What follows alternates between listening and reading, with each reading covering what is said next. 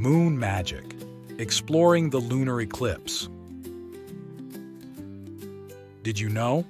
Sometimes when the moon moves behind the Earth, it can create a magical event called a lunar eclipse. Let's learn more about this fascinating phenomenon.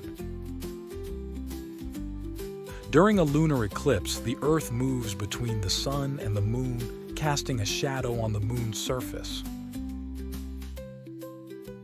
This shadow makes the moon appear darker and sometimes even changes its color to a reddish hue.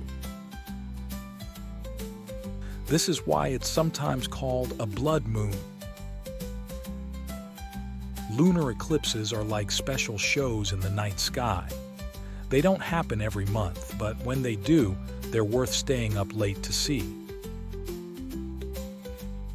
You can watch as the moon slowly disappears and then reappears, all while the Earth's shadow passes over it. Scientists study lunar eclipses to learn more about our solar system and how it works. They can also help us understand more about the moon itself and its relationship with the Earth and the sun.